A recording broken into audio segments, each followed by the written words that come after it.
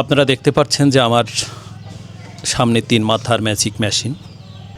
এই মেশিন গ্রহণ করতে আসছেন ময়মনসিংহ থেকে আমার এক প্রবাসী ভাই।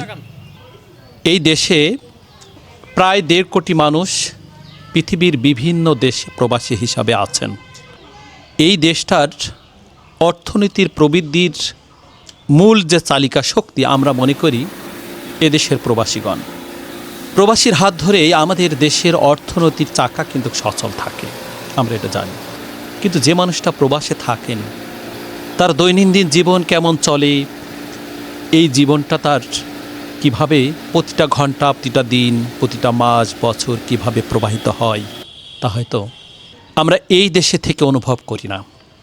এই দেশটাকে ভালোবেসে পরিবারের মায়ায় পরিবারকে ভালো রাখবার প্রয়োজনে দীর্ঘ সময় বিদেশ করেছেন, যেখানে তার কোনোই আপনজন ছিল না, আপনজন থাকে না।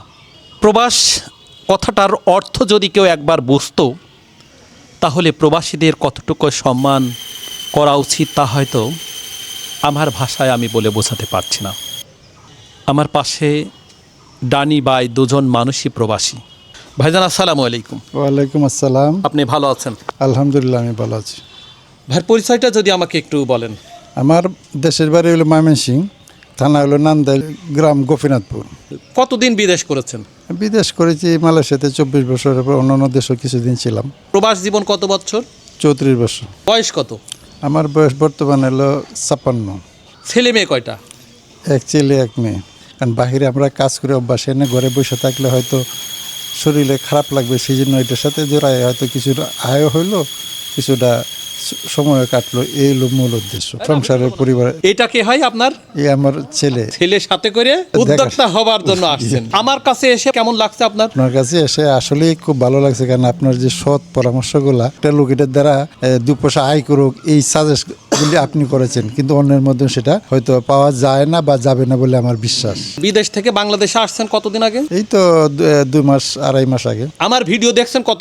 এই 1.5 বছর আগের থেকে আপনার ভিডিওগুলো আমি দেখি। আপনার মতো প্রবাসে বাংলাদেশের কত লোক আছে জানেন? প্রায় 1.5 কোটি বলছেন, সেটাই সত্য। এই 1.5 কোটি মানুষের ঘাম ঝরানো অর্থনীতির প্রবাহটা পরিচালিত হয়। ভাইজান আসসালামু আলাইকুম। ওয়ালাইকুম। আমি 18 বছর ছিলাম প্রবাসী। আলহামদুলিল্লাহ। আমার বাড়ি কুষ্টিয়া আর ওর বাড়ি ময়মনসিংহ। পরে আমার কাছে আসছে যে দোস্ত আমি তো একটা মেশিন কিনবো, তোদের ওইদিকে তো মেশিনটা পাওয়া যাচ্ছে, আমাকে তিনি যাবে, সহযোগিতা করবি কিনা? অবশ্যই তুই আয়, আমি তো সহযোগিতা। তারপরেও আমার কাছে আসলে আমি ছাতে করে তোমার কাছে নিয়ে আসছি। ভিডিওতে যা দেখাইছি তা বুঝে দিতে পারলাম কিনা? হ্যাঁ, মাশাআল্লাহ আপনার ব্যবহার আসার আমার খুব ভালো লাগছে। আমি এই ব্যবসা করছি, এই ব্যবসার প্রয়োজনে আমি বাংলাদেশের বিভিন্ন মানুষের সাক্ষাৎ পাই। এইসব মানুষগুলো আমার দৌর পর্যন্ত আসেন। এইসব মানুষের কতটুকু তার প্রাপ্যটুকু বুঝে দিতে পারছি তা আমি জানি। আমার মনের থেকে, আমার হৃদয় থেকে আমি আশা রাখি যে বাংলাদেশের মানুষকে যেন আমি তার প্রাপ্যটুকু বুঝে দিতে পারি, তার কষ্টজিত অর্থটা যে বিনিয়োগ করছে সেই বিনিয়োগের ফলপ্রসূ জায়গা যেন পৌঁছাতে পারে। আপনি কে হন? আমি ওনার ভাতিজা। আপনারা 3 জন মিলে আসছেন? জি। ওনার ভিডিও দীর্ঘদিন যাবত দেখি। এই ব্যবসার প্রতি আসক্ত আমিও ছিলাম, ইচ্ছা ছিল যে আমিও এই ব্যবসাটা নেই। আমার আঙ্কেল নিচ্ছে, আমার কাছে ভালো লাগতেছে, ওনার সঙ্গে আসতে পারছি, তাতেও আমি আনন্দিত। বিষয়বস্তুটা দেখলাম, ঘুরলাম ফিরলাম, আরো ভালো লাগছে। তাছাড়া আপনার ভিডিওতে যা দেখি তার চাইতে অধিক কিছু দেখা যায় যে আপনার কাছে আসলে পাওয়া যায়। ভিডিওতে আপনি যেভাবে সহজভাবে বুঝাইয়া দেন তার চাইতে আরো নিখুঁতভাবে আপনার কাছে আসার পরে বুঝাইয়া দেন, তাতে করে ভালো লাগছে আর কি। আলহামদুলিল্লাহ, পরিবারের চিন্তায় আমরা সামনে এগিয়ে যাচ্ছি, পরিবার আরো ভালো থাকবে এমন প্রত্যাশাই আমাদের মূল কাম্য। তোমার নামটা বলো তো বাবা। আমার নাম হচ্ছে মোহাম্মদ মাহবুবুর রহমান হাবিবি। আমি একজন স্টুডেন্ট, এবার ক্লাস 10-এ পড়তেছি, 27-এ এসএসসি দেব।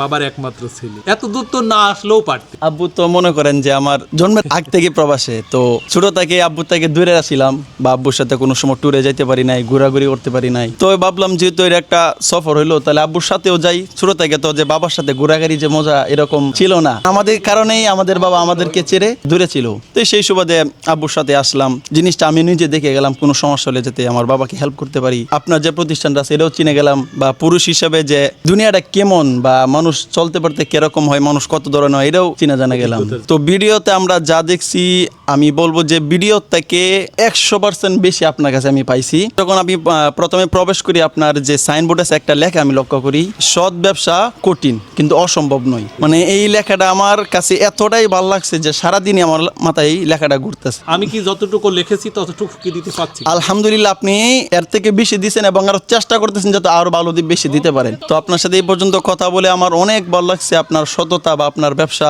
দোয়া করবো আপনি যেন এইভাবেই সারা বাংলাদেশে মানুষের সেবা করতে পারেন। ছোট ছেলে বা ছোট ভাই যেভাবে করছেন, এটা আমার পক্ষ থেকে আপনার জন্য দোয়া রইল। বাংলাদেশের যত মানুষ পৃথিবীর বিভিন্ন প্রান্তে প্রবাসে আছেন, প্রত্যেকের জন্যই আমি আমার হৃদয়ের অন্তরস্থল থেকে দোয়া করি। প্রবাসীদের প্রতি আমার আবারও শ্রদ্ধা এবং স্যালুট জানিয়ে আজকের মতো বিদায় নিচ্ছি। দেখা হবে অন্য কোনো ভিডিওতে। ততক্ষণ সবাই ভালো থাকবেন। আসসালামু আলাইকুম ওয়া রাহমাতুল্লাহি ওয়া বারাকাতুহু।